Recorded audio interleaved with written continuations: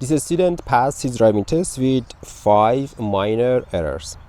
One was for not doing shoulder check when changing lanes. When you change lane, make sure you do a shoulder check. Another one was for not indicating when doing a U-turn. Anytime you do U-turn, you must indicate right.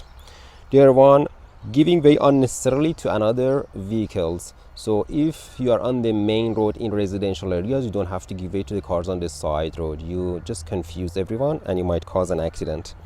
One minor mark for that. And in 2 occasions, the student drove too slow in a 60 zone. 20 km under the speed limit in a 60 zone is too slow.